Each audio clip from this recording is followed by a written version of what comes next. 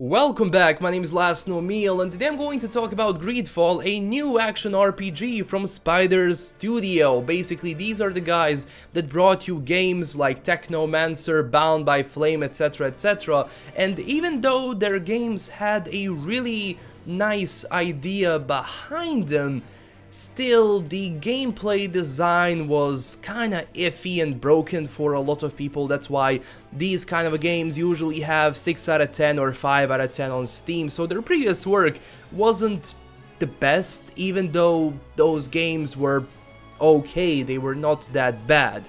But they were always in this RPG kind of a genre of video games. But right now we have a biggest project yet from this studio called Greedfall, and it's going to be a colonial fantasy RPG. So the entire story is going to be set on an island, and there's going to be two major factions on the island itself. You're going to have the natives, like this elf-like creature you're seeing in the reveal trailer. This is one of the natives, the people that were already on this island, and these people are heavily connected with nature.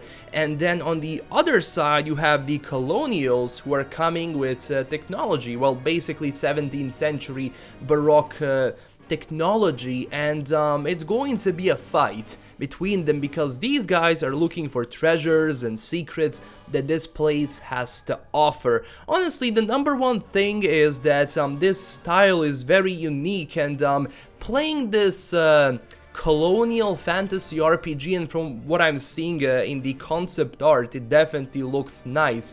Now, I just want to see how the execution is going to be. Is the gameplay design and everything going to be interesting? Because I talked about this game before. I made 2 videos around this game, and it's definitely one of those games to look out for.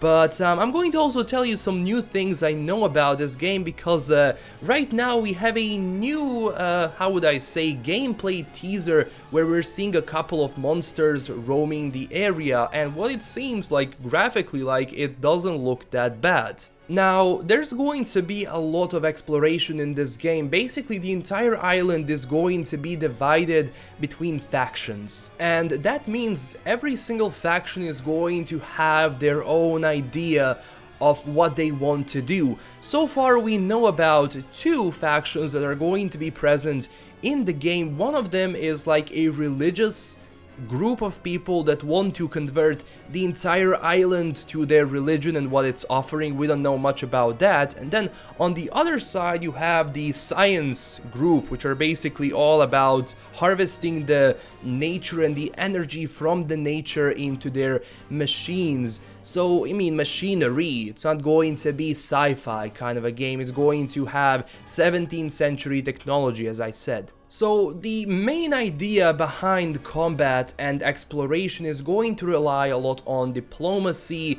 stealth, and deception. So, every single decision you make, like while playing the game and while doing missions, are going to count for the end of the game. So if you want to be neutral around factions, well, you can probably do something like that. If you want to aid one faction or one settlement to achieve their goals, well, that's how the game is going to end. Or maybe you want to join the natives, the elf-like people that you're seeing in the reveal trailer. Because the first thing I noticed when I was looking at the reveal trailer, I thought, hey, maybe this is our guy, the guy who is hunting this creature. And then at the end of the trailer you see a whole different guy looking at 2 of them. So my idea is that it could represent something of a neutrality, aka decision. So whom do I help?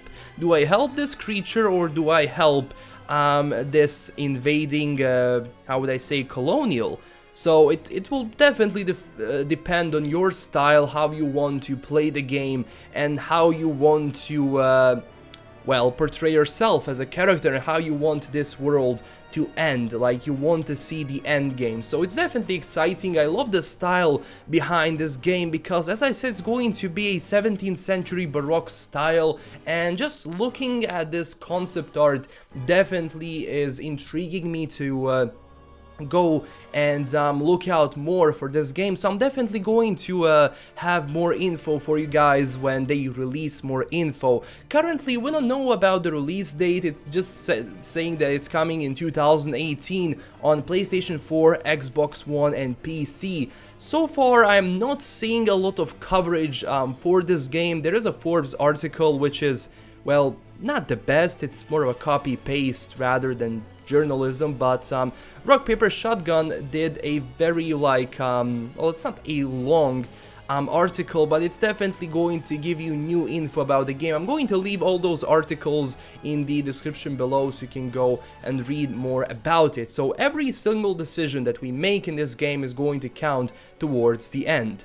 Now, so far we also know that we will be able to get some companions for ourselves, so this could definitely mean that our exploration is going to depend on how skilled we are as a character. So like every single part of the island is going to have monsters with different levels. And not just monsters, we're also going to fight for ideals, basically. We're going to fight for a certain settlement if we agree with their goals to fight another settlement that we hate. And we're also going to go invest ourselves a lot into diplomacy to see how the war against the invading force and the natives is going to go. From what I've seen from the short reveal gameplay trailer they actually put out, we see two types of monsters. Those big ass tree like monsters that we've seen in the reveal trailer, and then also like these strange lizards that are going to be lurking about. Now again, I'm not sure, like an interesting idea would be if we actually join the natives and kinda use magic of some sort, because it's definitely going to be that technology against magic, colonialism against this natural beings that are heavily connected with the entire island, and they're basically where they were born. And you know, it very much interests me how those characters are going to react to us, you know, roaming around the world. So they could be hostile, they could be friendly, they could be neutral. I guess it's mostly going to depend from us. So the interesting idea behind this is that it's not going to be as their previous work, for example as a Technomancer. Every single one of their games before was, well, a bit linear in my opinion, so having an open world game is definitely going to offer something good.